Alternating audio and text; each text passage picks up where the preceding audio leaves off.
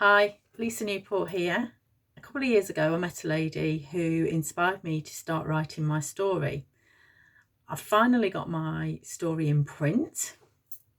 The book's been released. It's March 2021, and this year I will be putting my own story and my own book out there. But until now, I'm going to read to you what I've written as a result of that inspiration from writing my story that day. So my introduction.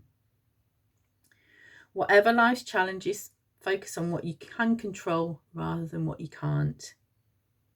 Pick yourself up, dust yourself down, put lipstick on if it helps, put one foot in front of the other and take baby steps. However small they need to be, you will still be moving forward. Think about how far you've already come and recognise the things that you've already achieved.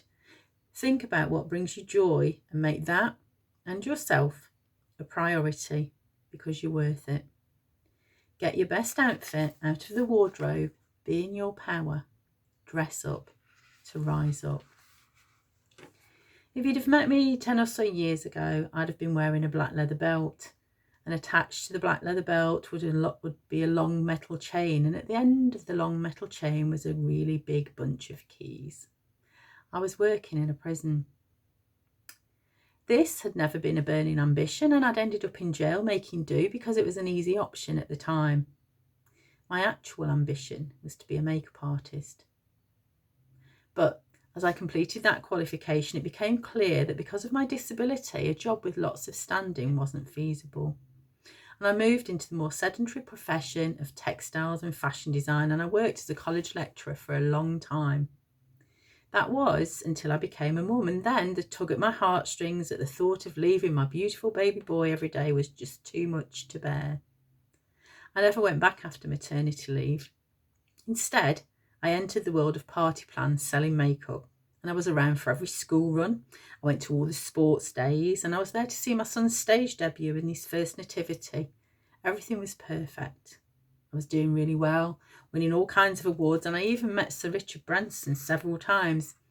However, despite the outward success, dressing nice, doing my hair and makeup every day, I was miserable on the inside. I'd met the black dog and I was suffering from depression, and I didn't really feel like me anymore. I'd gained 5 stone during pregnancy and just hadn't been able to shift it. Firmly in the plus size category, I hated my body and I never felt nice in my clothes. I wore a lot of slimming black. The little voices in my head never had anything good to say. Why are you even bothering? You don't look nice anymore. I was in a very negative relationship with myself. I didn't feel like I was worth it. By this time, my relationship with my husband was very negative too. I was making do.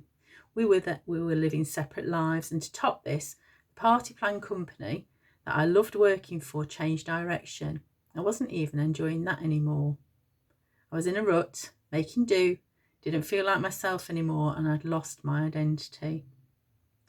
The creative, vibrant, sassy, confident Lisa had blended into a magnolia world, and I was bored with my lot. Something had to change, and this is where the prison came in. They were looking for an art teacher.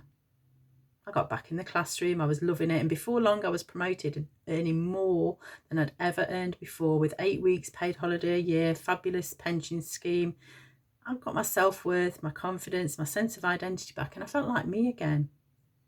Pretty soon I was promoted, but very quickly realised that Pretty soon I realised that there would be zero job satisfaction, and this role as prison education manager began sucking the life out of me.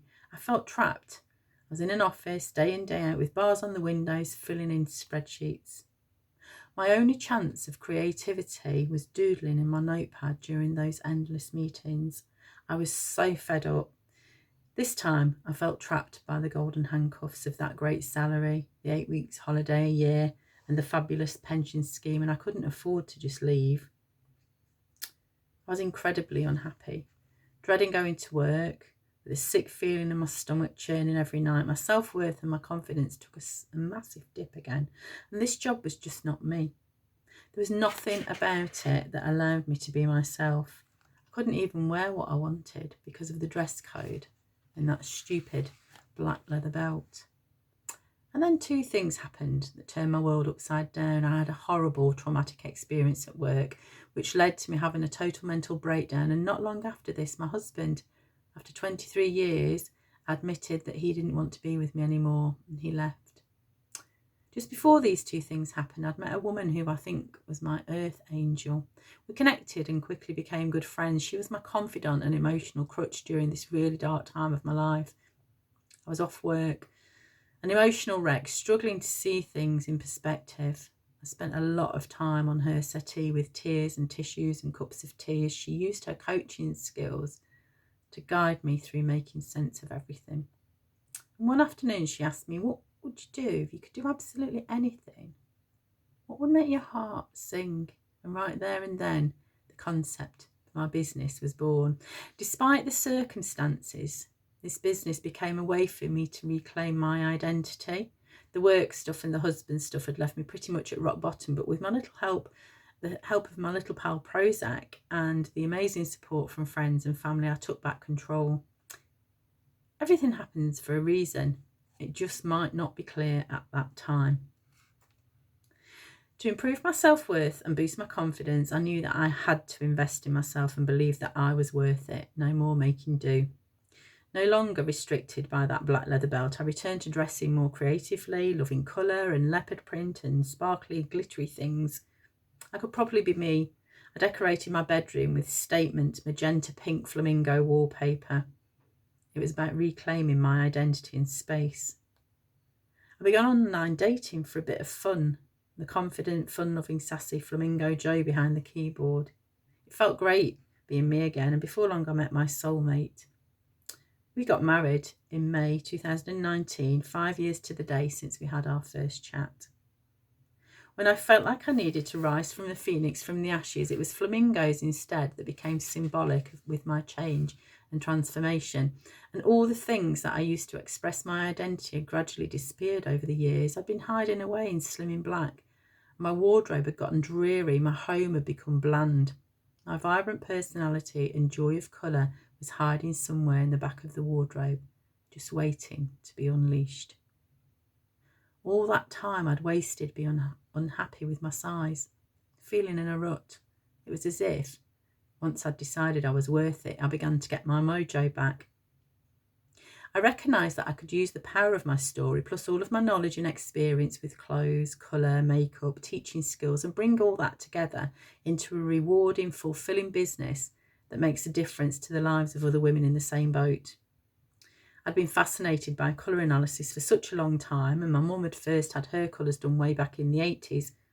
I'd always loved it and dabbled with the theory, but never been able to afford to formally train to do it. So, when I got an unexpected windfall, I invested that money and I trained properly in colour analysis and learned about styling. It blended perfectly with my experience of textiles and fashion and my makeup background.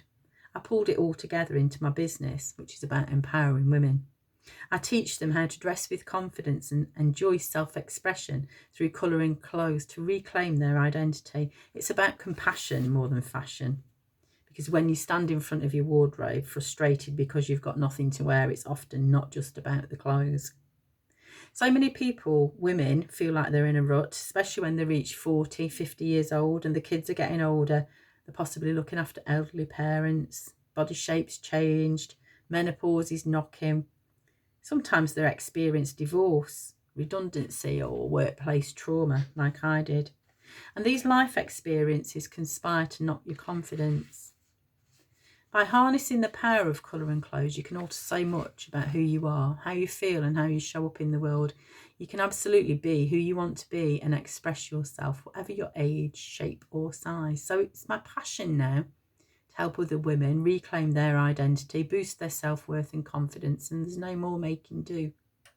It's my absolute mission to help women shift from feeling drab to fab, okay to awesome, and help them become flamingos amongst the flock of pigeons. Thank you.